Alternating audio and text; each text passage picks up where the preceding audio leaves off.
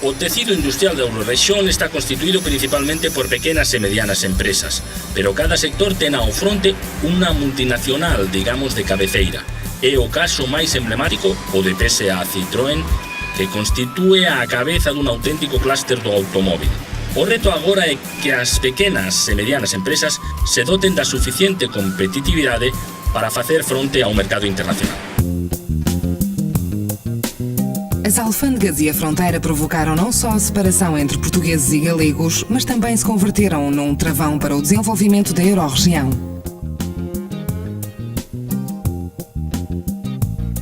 Mas este obstáculo desapareceu com a entrada de Portugal e Espanha na Comunidade Económica Europeia em 1986, que criava um mercado único de bens, capitais e serviços. E posteriormente com a criação da União Europeia, depois do Tratado de Maastricht, que anulou todas as formalidades alfandegárias. Estes dois acontecimentos históricos provocaram um enorme aumento dos intercâmbios comerciais entre os dois países, que desde então crescem anualmente. As empresas da Eurorregião, Galiza, norte de Portugal, foram as que mais beneficiaram com a eliminação dessas barreiras, principalmente pela sua proximidade geográfica.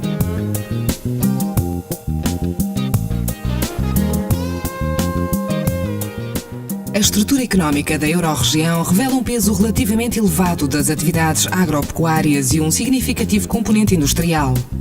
Essa base industrial caracteriza-se pela predominância dos setores agroalimentares, têxtil, vestuário, calçado, construção, madeira e mobiliário e automação. Na Eurorregião, a construção e a promoção imobiliária converteram-se em pilares da economia, que também produz efeito na ampla cadeia de empresas fornecedoras. A atividade económica concentra-se principalmente no litoral, desde Ferrol ao Porto, e no triângulo Braga-Guimarães e Vila Nova de Famalicão. No interior, vive-se um interessante processo de modernização do setor primário.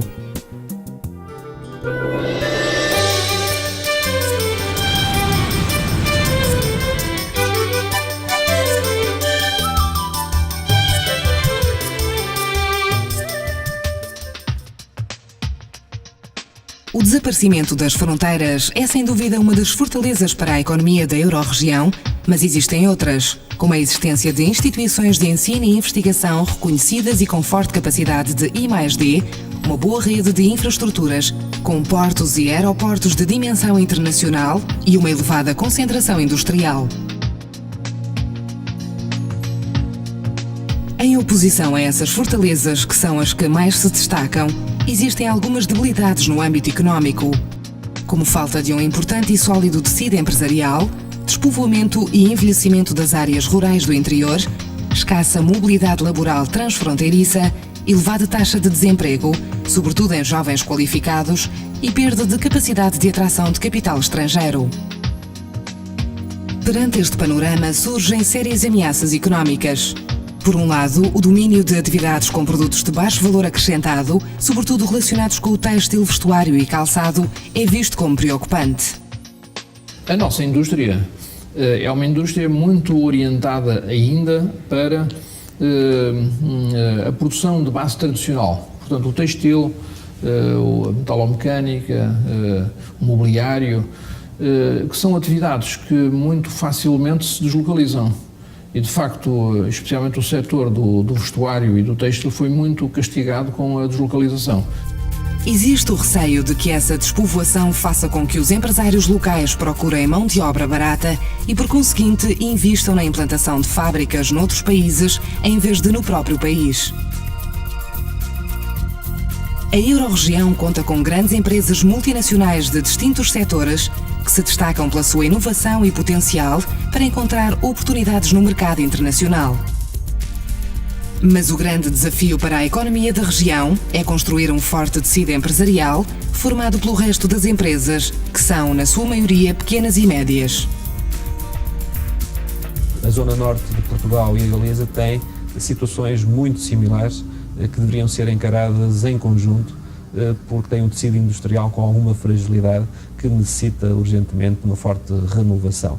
Mas simultaneamente também são zonas, quer a zona de norte de Portugal, quer a zona galega, que têm competências adquiridas desde há dezenas de anos que poderão ser aproveitadas para dar este salto tecnológico dentro dos mesmos setores, dar este salto tecnológico e, obviamente, procurar criar núcleos e polos de desenvolvimento em setores menos tradicionais.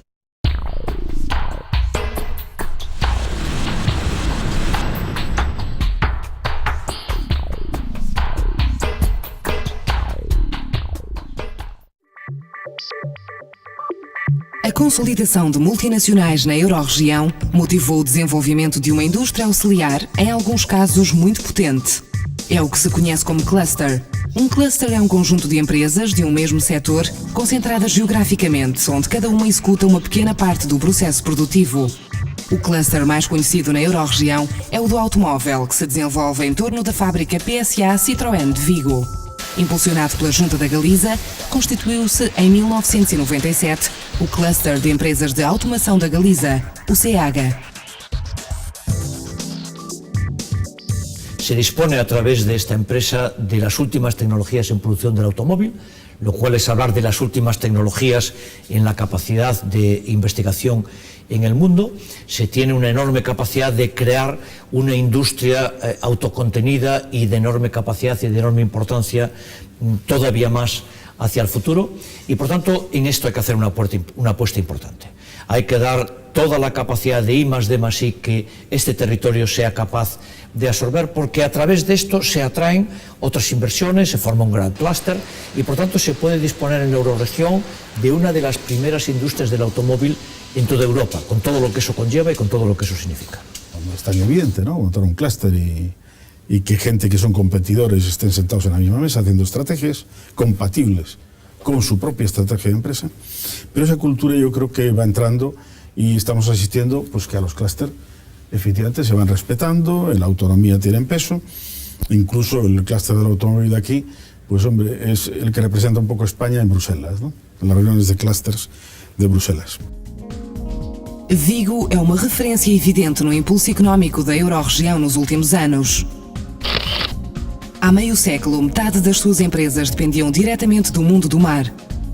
Conserveiras, frigoríficas, estaleiros e maquinaria.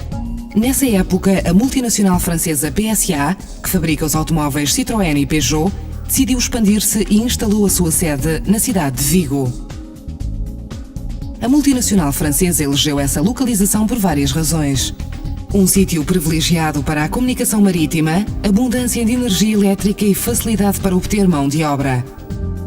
Atualmente, esta fábrica converteu-se na mais produtiva do mundo do grupo PSA e a cidade no epicentro do desenvolvimento da indústria automobilística da Eurorregião.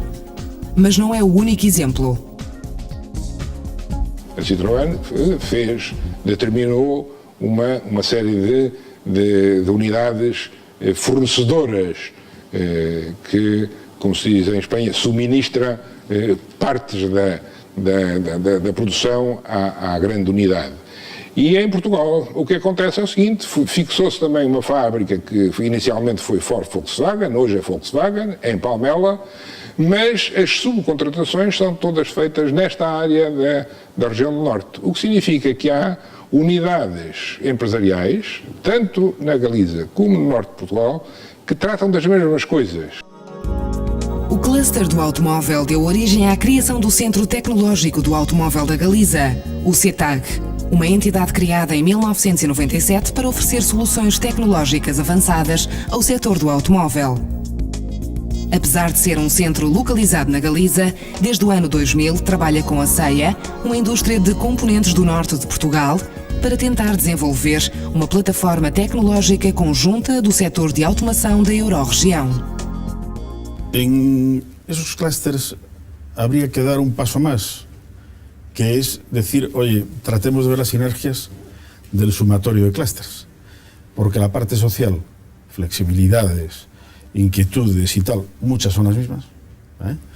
La parte logística, mucho es lo mismo, el puerto, la carretera, todo es lo mismo, y todos tenemos una logística que hoy día tiene un peso en costes y en agilidades de traer mercancías o enviar mercancías vital, de fiabilidad. Y diría que esos clústeres son los que nos haría falta que se pusieran en común para decir, oye, nuestros problemas comunes, nuestras sinergias posibles y tal, y tener un intercambio, sindicatos, políticos, no sé qué, pero yendo como una voz de conjunto. Esa yo creo es la asignatura nueva de cómo hacerlo.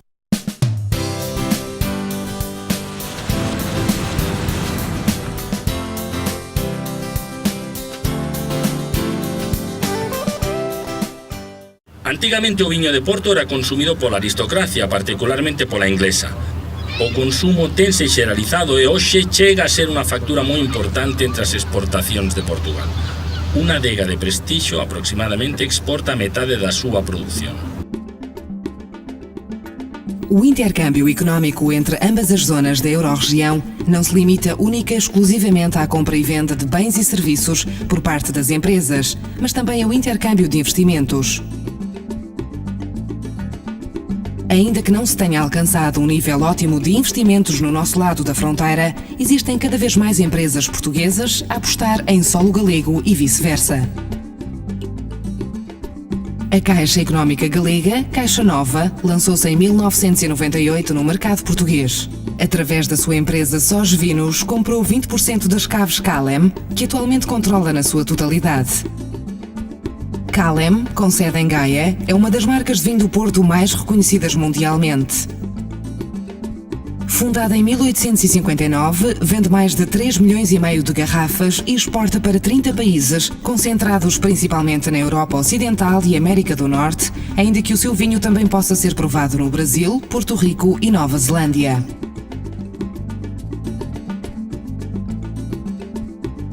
Sós Vinos controla também 50% dos vinhedos Quinta do Pego, situados em Valença do Douro. Além disso, em 2005, adquiriu as cavas Burmester. Atualmente, esta empresa vitivinícola possui reservas de cerca de 4 milhões de litros de vinhos velhos, pretende aumentar o seu volume de faturação para 20 milhões de euros, vender cerca de 4,5 milhões de garrafas e conseguir assim a liderança no mercado português. O vinho do Porto é um dos símbolos tanto económicos como culturais de Portugal. Além da sua atividade comercial, as caves converteram-se numa atração turística. Uma vertente que autoridades e empresas querem promover ao máximo. Calem es una joya, yo digo que es la Capilla Sistina del vino de Oporto. La visitan 125.000 personas al año de todas las partes del mundo. Quiero decirle que hay 11 equipos con 11 idiomas que acompañan en las visitas guiadas, lo cual quiere decir que es una especie de Torre de Babel aquello, porque vienen visitantes de todas las partes del mundo. Estamos encantados con la decisión de haber creado un auditorio, de haber creado unas salas de consejos, etc. Y cada vez grupos más importantes, gallegos y portugueses, celebran allí sus sesiones. O turista é o nosso melhor cliente, é o nosso cliente que nos leva a imagem para fora de Portugal, para fora da cidade, e voltamos ao mesmo, e também podemos dizer que a publicidade boca a boca, seja ela positiva ou negativa, é melhor. Portanto, se um turista vem, é bem recebido, e portanto vai para o seu país de origem e vai acabar por dizer: foi muito bem recebido, o Porto é fantástico, o vinho é fantástico, a cidade de Gaia é muito acolhedora, e portanto pode não voltar, mas desejamos que ele volte, mas acaba por continuar todo o consumo no seu país de origem, porque hoje em dia é possível encontrar uma garrafa de vinho do Porto em qualquer parte do mundo. A denominação de origem vinho do Porto é provavelmente a mais antiga que existe. Há indícios de que se estabeleceu em inícios do século XVII. Conta-se que, ainda que no norte de Portugal se produzisse vinho desde antes dos romanos, o vinho do Porto, como o conhecemos, foi fruto do comércio com os ingleses.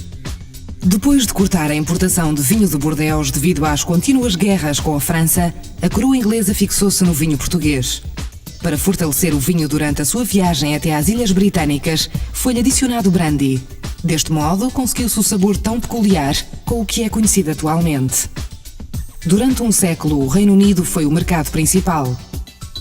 Contudo, hoje em dia, esse privilégio corresponde aos franceses, seguidos dos holandeses, belgas e os próprios ingleses.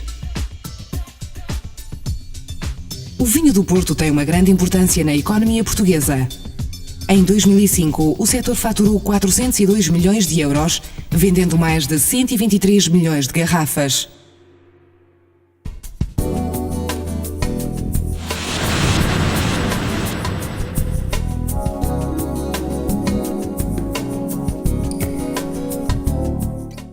Na Galiza, dependendo da zona de produção, existem 5 denominações de origem que são Ribeiro, de Novo em Ascensão, Montei, Valdeorras, Rias Baixas e Ribeira Sacra. A denominação Rias Baixas, apesar de ser uma das mais recentes, elabora vinhos brancos, reconhecidos entre os melhores e mais elegantes do mundo. A sul de Pontevedra, no vale de O Rosal, e banhadas pelas águas do Rio Minho, estão as caves Terras Gauda, uma das caves galegas que comercializa com êxito os seus produtos no mercado exterior. No ano passado, estas caves faturaram quase 7 milhões de euros. O vinho albarinho distingue-se pelo seu intenso aroma frutado, a sua cor dourada e o seu sabor suave com uma grande variedade de matizes. Para manter a qualidade que alcançou nos últimos anos, Terras Gauda seguiu diferentes linhas de investigação com o objetivo de melhorar a produção dos seus vinhos. Terras Gauda fixo dende o comezo da Dirección de Origen, unha selección das diferentes cepas de albariño das diferentes zoas de Rías Baixas.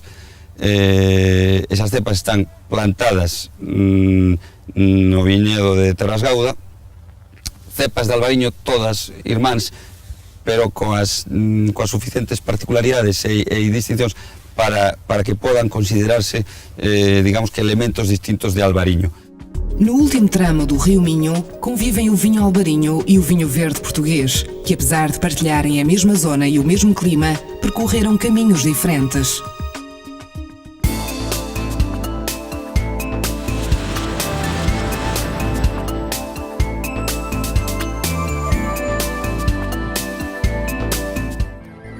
A Eurorregião é uma grande produtora de madeira. Por isso, encontra-se nesta zona a maior parte das fábricas de aglomerados que fornecem a indústria do móvel, que nos últimos anos conseguiu abrir um espaço no mercado internacional. Há mais de um século, em Paços de Ferreira, distrito do Porto, criou-se uma indústria que produzia mesas de madeira para todos os colégios de Portugal. Essa fábrica foi a origem do que hoje se conhece como a capital do móvel. Paços de Ferreira é conhecido pela capital do móvel exatamente porque o setor tem uma predominância muito grande nas indústrias da região. Em Paços de Ferreira e no nosso concelho vizinho são produzidos quase 80% do mobiliário que é produzido em Portugal. Durante anos, os habitantes da zona foram aprendendo a arte da ebanisteria. Este conhecimento, juntamente com a capacidade empreendedora, motivou a criação de numerosas empresas. Atualmente, quase toda a população vive da indústria do móvel. É um dos poucos setores da economia portuguesa com uma balança comercial positiva. Exporta 700 milhões de euros e importa 200. Os nossos mercados mais importantes neste momento são, sem dúvida nenhuma, os PALOPs, que são os países de expressão portuguesa, os nossos vizinhos, portanto, Espanha, França, que sempre foi o nosso mercado tradicional, e neste momento também há uma tentativa de aproximação à Rússia. As feiras de mostras que se realizam na zona ajudaram imenso a internacionalizar as empresas. Foi essa abertura ao mercado português que salvou o setor, uma vez que a crise económica que o país atravessa mantém baixa a procura nacional. O panorama, ora bem, agora nesta altura está para aquilo que eu ouço falar, sente-se uma crise a nível de concelho, porque os móveis reflete a crise no país. Entretanto, no nosso caso, nós sentimos essa crise, mas como estamos voltados para a exportação, 80% do que fazemos é para a exportação, não estamos a sentir praticamente nada. Um dos fatores que contribuiu para o crescimento do setor do móvel foi a sua modernização. Esta baseia-se principalmente na aposta pela inovação. Designs muito atrativos e utilização de diversos tipos de materiais, como o aglomerado. A Galiza é um dos mercados mais importantes para o setor do móvel português. Além da relação comercial, os empresários de Paços de Ferreira pretendem estabelecer linhas de cooperação com os seus compatriotas galegos e conhecer as iniciativas que se desenvolveram na região vizinha neste setor, como a criação do Cluster da Madeira da Galiza e do Centro de Inovação e Serviços Tecnológicos da Madeira.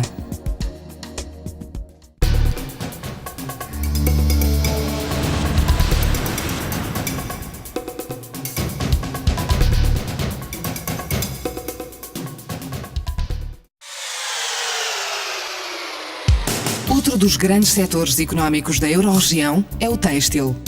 Tanto no norte de Portugal como na Galiza, esta indústria, liderada pelo grupo Inditex, tem uma grande relevância em todo o território, não só económica, mas também social.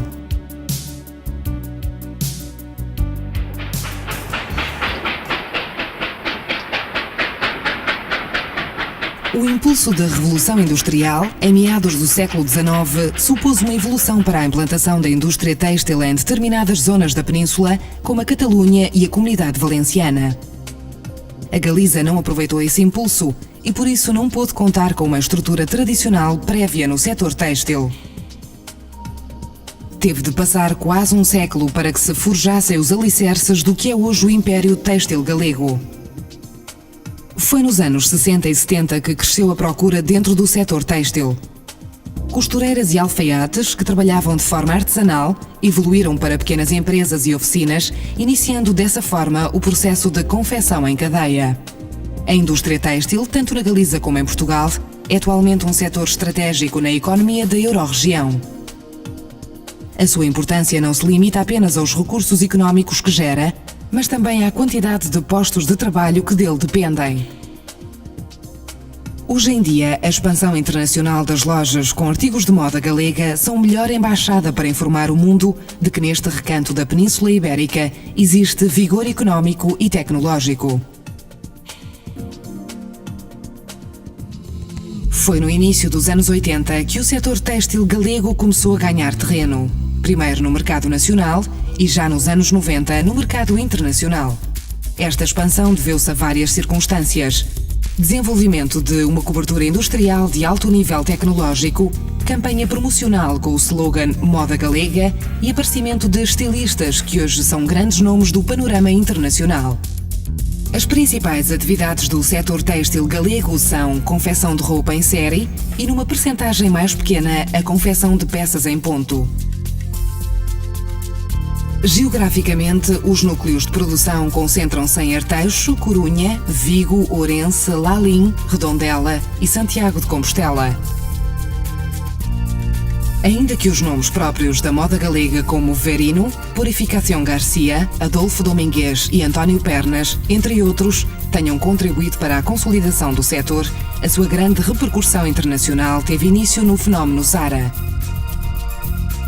Em 1975, o empresário Amâncio Ortega iniciava o grande império Zara com a abertura da primeira loja na Corunha. Desde então, com a abertura do seu primeiro estabelecimento na China, concretamente em Xangai, tem tido um vertiginoso crescimento empresarial.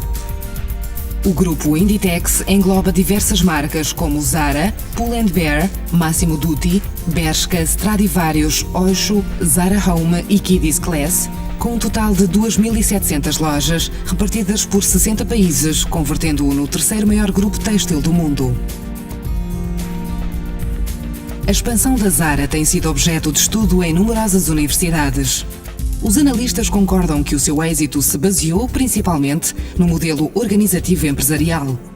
Um modelo onde a tecnologia foi e é um elemento crucial. O habitual nos mercados da moda é criar duas temporadas, outono e inverno e primavera-verão. Em setembro é apresentada a primeira coleção e em fevereiro a segunda, mas a Zara decidiu renovar este sistema. Prepara as suas coleções e coloca-as nas lojas ao mesmo tempo que as outras marcas, mas com uma grande diferença. Dependendo dos gostos do público, nos primeiros dias de venda, vão produzindo mais artigos e eliminando outros.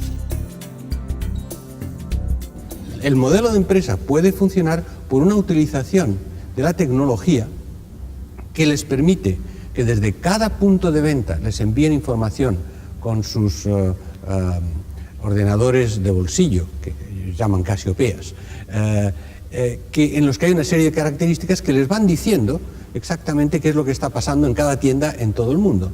Y por otro lado, también las cajas automáticamente envían toda la información. Durante toda a temporada, estão dependentes dos pedidos dos compradores nas distintas lojas para produzir mais ou menos peças. Portanto, trata-se de um sistema de produção contínua com uma capacidade de criação just in time, ou seja, no preciso momento. Lo básico de Zara es que consigue estar, por un lado, en el sistema de producción casi sin stocks, casi sin inventarios, en que, por tanto, permite un sistema de producción continuo. Y por otro lado, está muy pegado al mercado y responde a la demanda del mercado tal e como se va a formular. O grupo Inditex prevê que nos próximos 5 anos atinja os cerca de 4.000 estabelecimentos e esteja presente em 70 nações. Em 2005, a sua faturação alcançou os 6.500 milhões de euros. O êxito comercial da Zara baseou-se na produção de artigos de qualidade a preços acessíveis. O seu nicho de mercado sempre foi o grande público, especialmente os jovens. Contudo, a sua loja na China compete com marcas de luxo do nível da Hugo Boss ou Calvin Klein. Enquanto a Zara cobre esse mercado popular, existe também outra moda galega, a dos estilistas com nomes próprios, que pouco a pouco abrem caminho a nível internacional. É o caso da marca Verino.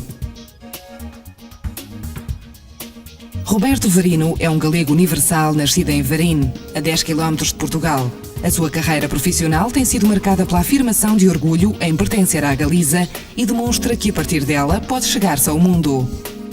En Galicia somos un país novo, un país xoven, unha xente que quere evidenciar as súas capacidades de facer, as súas capacidades de non ter que marcharse de novo de Galicia para demostrar o que Galicia é capaz, e a min pareceme que eso foi suficiente para demostrar o que ten de potencial Galicia, que non solamente no mundo da moda, sino noutras actividades pode chegar a ter. Desde que criou a sua marca em 1982, Verino soube adaptar-se aos tempos e às possibilidades que estes lhe oferecem. Nos últimos anos, centrou-se em incorporar as vantagens que a tecnologia dos novos tecidos pode oferecer.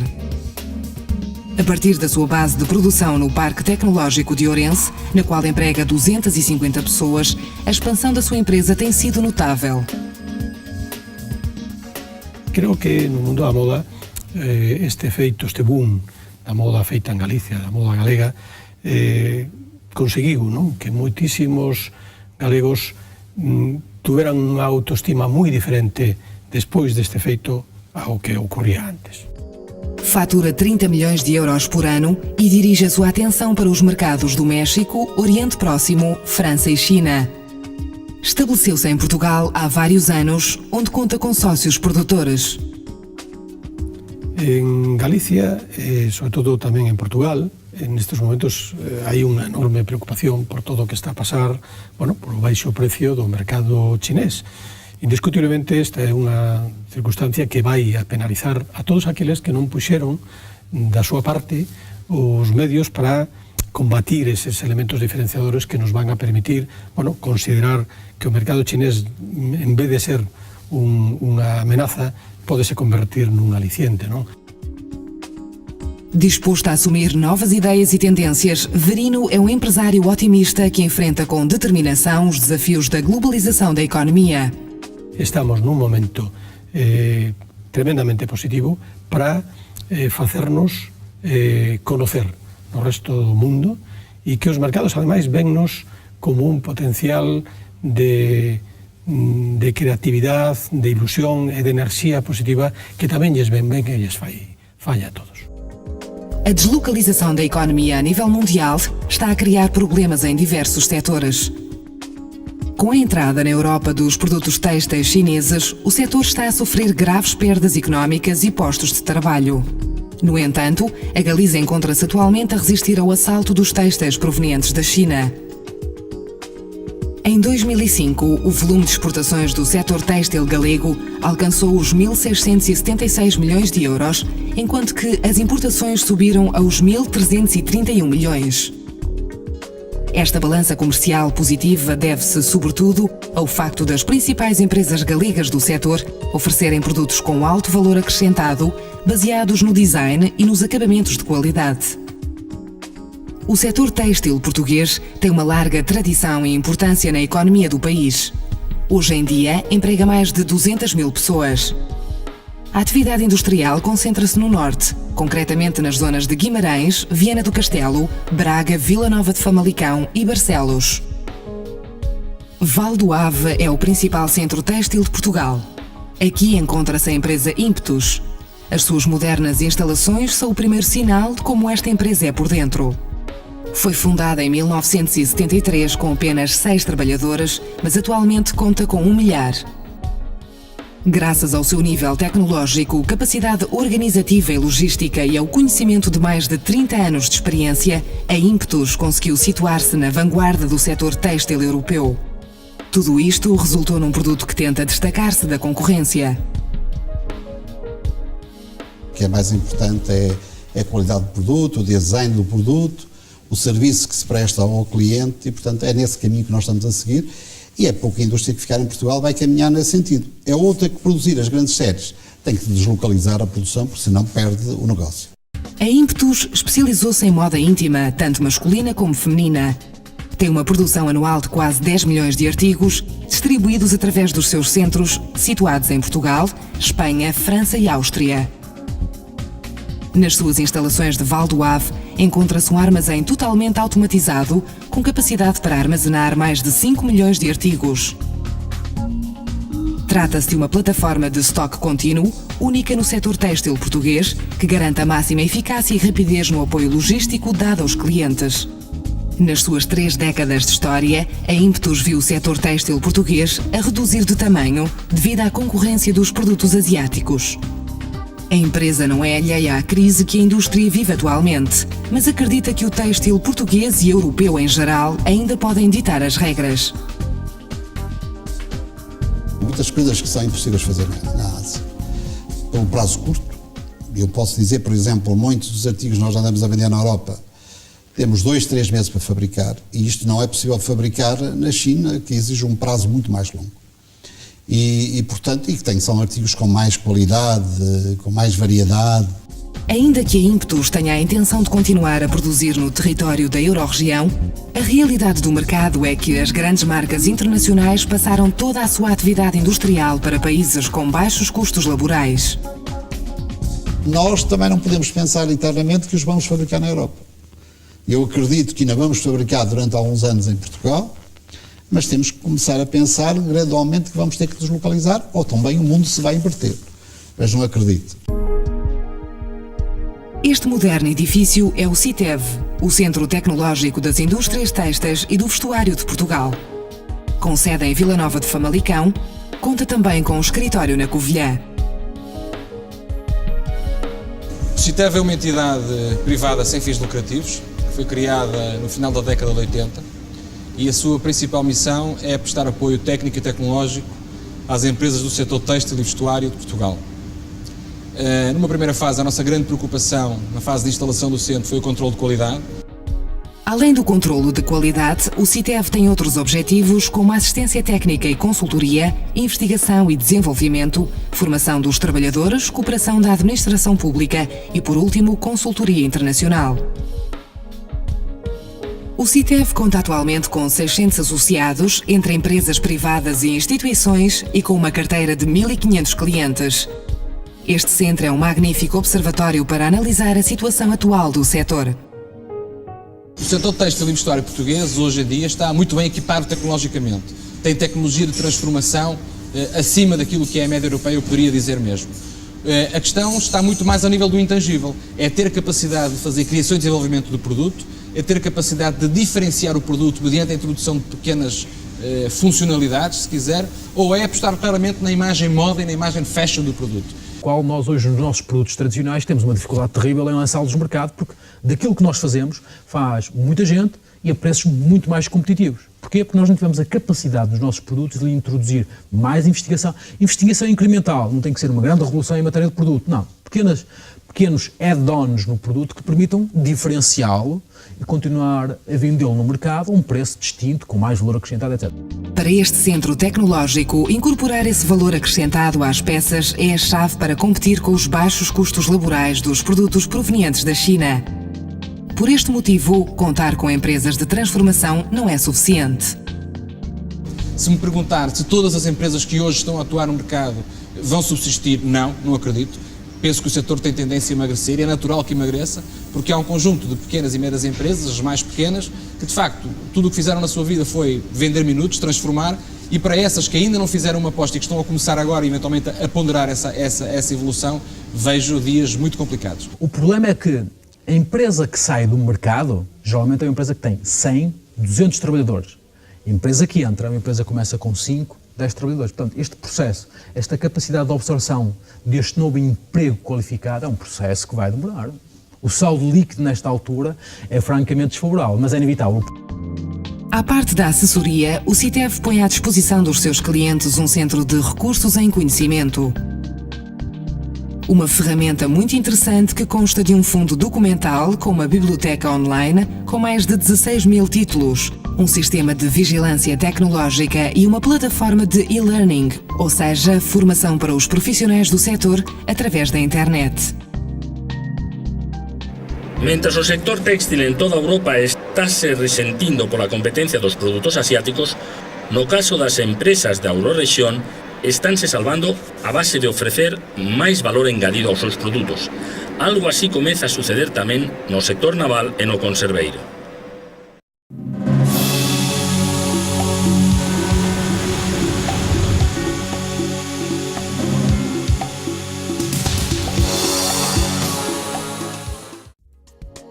O primeiro setor económico que se desenvolveu na Eurorregião foi o conserveiro. O Atlântico e a tradição pesqueira dos seus habitantes fizeram com que a primeira indústria proviesse do mar.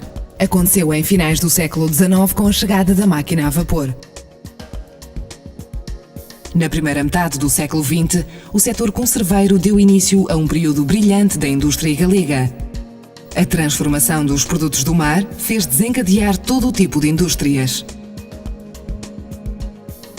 Nace que as fábricas de conservas, como as latas das conservas pois iban embaladas ou empacadas en caixas de madeira, era preciso facer a tabliña para estas caixas, e entón isto deu pulos a serradeiros modernos que tamén utilizaban o vapor, como había que clavar as tabliñas con puntas, pois aparecen fábricas de puntas. Despois, como había que pescar máis, pois aparecen os asteleiros modernos que montaban máquinas de vapor inglesas en cascos construídos na ría de Vigo. Como había que pechar as latas, pois aparecen as fábricas de envases de folla de lata, aparecen as fábricas de litografiado, aparecen as fábricas de goma de caucho para hermetizar as latas. En fin, que toda a industria que aparece entre 1880 e 1936, ou prácticamente toda, ten que ver co mar. A indústria conserveira apareceu ao mesmo tempo em Portugal e na Galiza e curiosamente não teve a sua origem no norte de Portugal, mas na zona de Setúbal, perto de Lisboa. Foi posteriormente, cerca de 30 anos depois, que a indústria conserveira migrou para Matosinhos, na zona do Grande Porto. Após momentos de crise e de esplendor durante o século XX, o setor conserveiro da Eurorregião encontra-se estável. Ainda que durante a sua trajetória muitas empresas tenham fechado, atualmente existem grandes multinacionais com uma excelente capacidade exportadora. O setor conserveiro sempre se caracterizou pelo espírito associativo. Em 1904 foi criada a União de Fabricantes de Conservas de Peixe e Mariscos, hoje denominada ANFACO. Em 1990, esta associação deu um importante passo para a inovação quando criou a Secopesca, Centro Técnico Nacional de Conservação de Produtos de Pesca. A Secopesca é um órgão de investigação que tem como objetivo melhorar a qualidade dos produtos comercializados e conseguir que os requisitos sanitários impostos pelo mercado sejam escrupulosamente cumpridos. O controle de calidade aplicado aos instrumentos, o análise instrumental que se está a facer cada vez é moito máis preciso, pois xoga un papel fundamental, e aí onde Secopesca fundamentalmente incorpora ano tras ano as novas tecnoloxías dentro de os análises instrumentais máis fiables, máis específicos para determinar todos os parámetros que a normativa e legislación vixente pois demanda, non? A ANFACO, com sede em Vigo, integra atualmente mais de 175 empresas vinculadas ao setor industrial transformador. Esta associação constituiu, em 1999, a Cátedra ANFACO, juntamente com a Universidade de Vigo, para promover a formação e a investigação no setor. A Galiza conta com a frota pesqueira mais importante da Europa. Contudo, tanto a frota galega como a portuguesa foram reduzindo nos últimos anos devido a várias razões: quebra de recursos marinhos, entrada de novas frotas em empresas de pesca tradicionais e finalização do acordo de pesca entre a União Europeia e Marrocos. Mesmo depois da renovação desse acordo em 2005, por um período de 4 anos, e entrada em vigor no verão de 2006, o setor pesqueiro da Eurorregião viveu uma transformação dramática. A diminuição da atividade pesqueira foi compensada por um forte desenvolvimento do setor da transformação e da comercialização. Assim, a indústria conserveira, que se encontrava numa situação difícil em meados dos anos 90, conseguiu reorganizar-se e apostar no mercado internacional. Na Eurorregião, as empresas de derivados da pesca conseguiram desenvolver uma tecnologia que é utilizada não só pelos trabalhadores da zona, como também por empresas estrangeiras. A melhor prova do desenvolvimento da indústria transformadora é a existência de grandes multinacionais com forte capacidade exportadora. A Pesca Nova, especializada em peixe e marisco congelados, ou a Calvo, como empresa conserveira, são alguns dos nomes do setor. O novo acordo de pesca com o Marrocos permitirá a 119 barcos comunitários, sobretudo da frota artesanal espanhola e portuguesa, pescar na zona marroquina.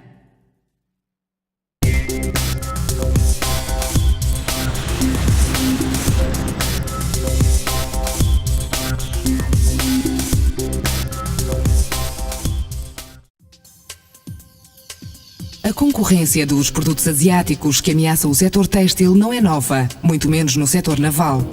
A construção de barcos há já alguns anos que sofre as consequências e viu-se obrigada a uma profunda reestruturação que começou em 1984.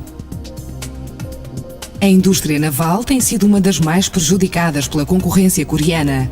Os baixos custos laborais na construção de grandes barcos fizeram com que os estaleiros da Eurorregião procurassem a especialização noutros produtos de alto valor acrescentado. Nesta nova estratégia produtiva, o uso das novas tecnologias converteu-se num fator crucial. Para se distinguir da concorrência asiática, o setor concentra-se na utilização de novos materiais, desenvolvimento de novos designs, especialmente para o transporte rápido de mercadorias e passageiros, e implantação de tecnologias de informação, tanto no produto como no processo de produção. A diferencia ten que ser o valor engadido aos buques, a calidade e a fiabilidade dos prazos de entrega. Entón, para iso é moi importante aplicar políticas de I+D+I e ver a situación de Asia non só como unha amenaza, senón tamén como unha oportunidade. De feito, ás veces se pode rematar buques en Galicia cuyo casco se fixo, por exemplo, en Asia, porque aquí se poden introducir novas tecnoloxías, propulsión, etc. Na Galiza, a indústria naval está presente na tradicional zona de Ferrol, mas também em Vigo. Em Ferrol, continua a iniciativa pública, com os estaleiros do antigo grupo ISAR, que sobrevivem apesar dos numerosos ajustes de funcionários sofridos para adaptar-se à procura, e em Vigo consolidou-se a iniciativa privada. Um exemplo de empresa moderna na atual conjuntura do setor naval é Rodman. Esta empresa, com sede em Vigo, embora conte com centros em Moanha, Valença do Minho e Vila Real de Santo António, especializou-se em embarcações de pesca-passeio e cruzeiros. Penso que temos unha moi boa rede de distribución de a náutica de recreo Rodman en medio mundo e penso que temos moi boa acollida tamén no mercado internacional para a náutica profesional que nos chamamos embarcacións de protección de recursos, de salvamento, lanchas de vigilancia, etc. Estamos exportando a Medio Oriente, a África, a Filipinas, a Latinoamérica, a moitos sitios.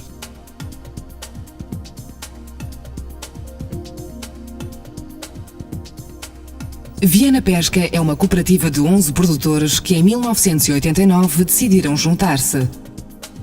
Atualmente tem várias linhas de negócio, entre as quais se destacam a construção e reparação de embarcações e a formação de profissionais. Nós temos estado em contacto com a Junta da Galiza e temos trocado algumas experiências, quer na área da construção naval, em Madeira, onde tem vindo algumas pessoas que estão lá em cursos em Espanha e vieram cá durante essa formação. Nós temos fornecido também para a Espanha planos curriculares da construção em fibra, porque temos as coisas bastante desenvolvidas nessa área. Hoje em dia, o setor naval gera 3.500 postos de trabalho diretos e 6.500 indiretos nas indústrias auxiliares, um campo que se desenvolveu bastante nos últimos anos. Ainda que o mercado internacional se torne cada vez mais complexo, a fórmula para o setor naval é clara. Quanto maior for a concorrência dos países asiáticos, maior tem de ser a inovação e a aposta tecnológica.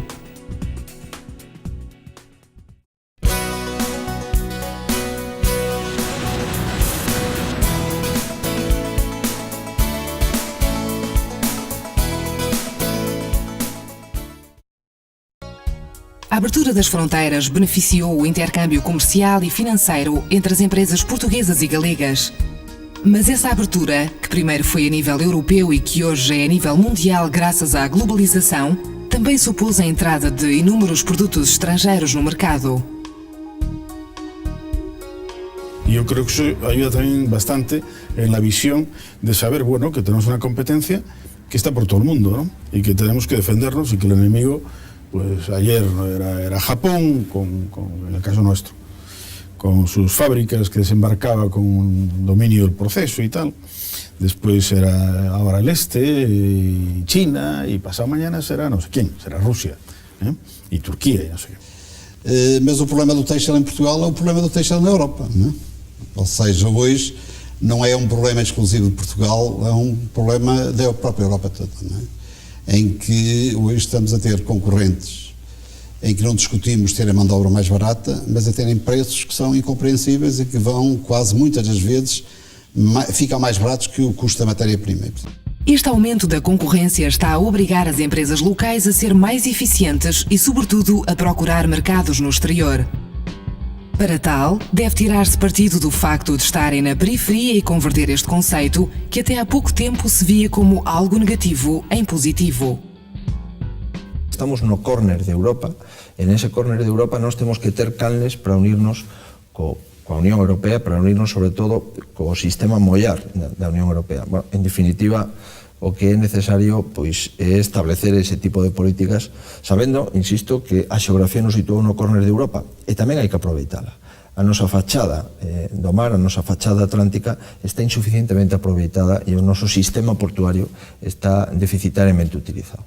Una parte importante de Europa en el futuro se va a diseñar con el ámbito iberoamericano y norteamericano, y esta eurorregión constituye una plataforma logística de distribución a Europa perfecta e incomparablemente mejor dotada que cualquier otro territorio europeo. Portanto, a internacionalização é o grande desafio que as empresas da Eurorregião, principalmente as pequenas e as médias, enfrentam atualmente. Se não enfrentarem com êxito este desafio, as PMEs não irão crescer. De un tempo a esta parte, o que observamos os que analizamos a economía galega e a economía do norte de Portugal é que o dinamismo empresarial empeza a remitir, a ralentizarse. É dicir, que a taxa de variación ou de crecemento das empresas que se ubican en Galicia e norte de Portugal é un poquinho máis pequena que a taxa de crecemento das empresas españolas. Ao mesmo tempo, o que miramos nas estadísticas es que as empresas están máis vencelladas aos recursos naturales e, por lo tanto, dependen do que son os recursos específicos do territorio no que se asentan. Por lo tanto, nós temos que mirar unha parte de como concentrar esas empresas nos territorios, pero ao mesmo tempo ter unha capacidade de que os produtos que elaboremos señan exportables. É dicir, que as economías basadas no territorio son básicas, pero ao mesmo tempo tamén son imprescindibles as economías que son exportadoras. Nós temos um tecido muito de pequenas e médias empresas, de PIMs, não é? É necessário, digamos, criar escala. Temos de ter empresas mais robustas, que estejam no mercado, que vão à bolsa, e isso é muito difícil se não fizermos alguma consolidação empresarial. Mas, de facto, o segredo são as redes, não tenho dúvida. A concorrência de produtos e serviços estrangeiros não é o único risco a que se expõe a economia da Eurorregião na globalização. A famosa e temida deslocalização é outro problema que enfrentam as economias ocidentais.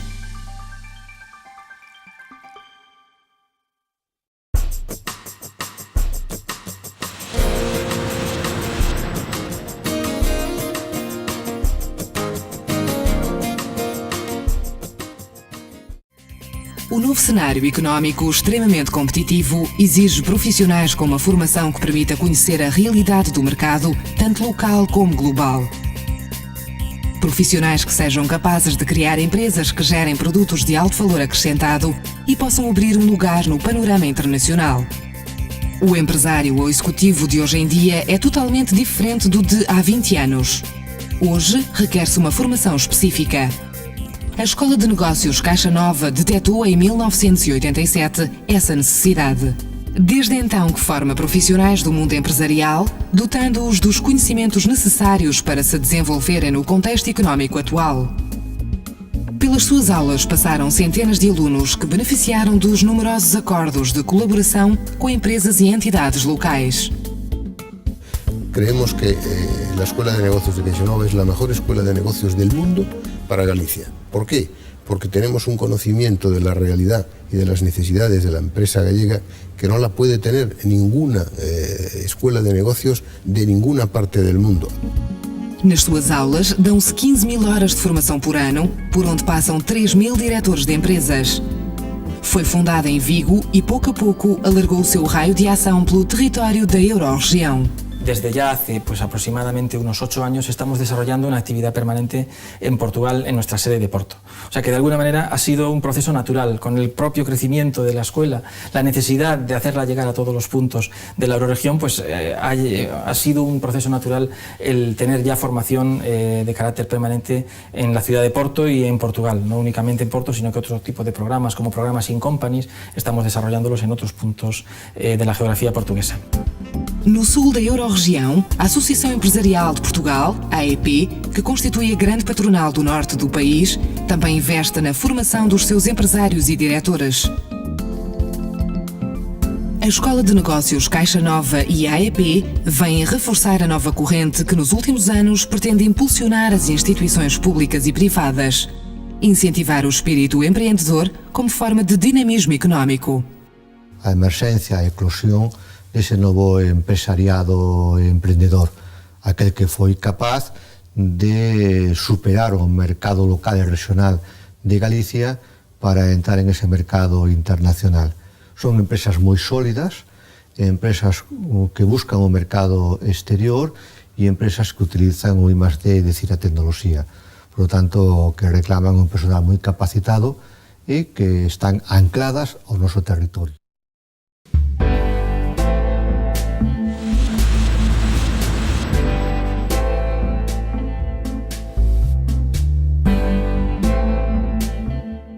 Hoje, a economia de um país ou de uma região não pode ser analisada de forma isolada, sem situá-la no contexto da economia globalizada. É impossível fazer uma revisão aos principais setores económicos da Eurorregião sem mencionar o papel da China como elemento ameaçador para as empresas e, por conseguinte, para os seus trabalhadores. Mas da mesma forma que se pode ver a garrafa meio vazia, também se pode ver meio cheia. E do mesmo modo que a China é vista como uma ameaça, também há quem veja neste mercado de 1.300 milhões de pessoas uma enorme oportunidade. É importante que Portugal também tenha condições de acesso favoráveis ao mercado chinês. Até é preciso também ver a China como uma oportunidade. Eu acredito que a Ásia será para nós uma oportunidade brilhante de negócios se nós utilizarmos aquilo que temos. E hoje o que temos é uma plataforma, é um ponto de partida, que é utilizar Macau com todo o conhecimento que os maquenses têm sobre a China e, obviamente, todos os países asiáticos. Particularmente aquela zona dali, zona do sul, que é a zona de Zhuangzhou e a zona do Rio Delta. Utilizar esta experiência com mais de 50 anos, que é trabalhar nos mercados africanos e no Brasil. Portanto, isto é trabalhar à distância. Utilizar essa experiência, utilizar esta plataforma, que é Macau, para entrar na Ásia, parecem vantagens inegáveis. Mas não chega. A enorme concorrência que caracteriza a economia atual leva as empresas a procurar novos mercados. Da sua habilidade para descobrir novos nichos, assim como a inovação e o valor acrescentado dos seus produtos, vai depender o êxito ou o fracasso de qualquer empresa. A China é mais um mercado, talvez o mais desejado, mas existem outros. A Europa de Leste, a Índia e, sobretudo, a América Latina.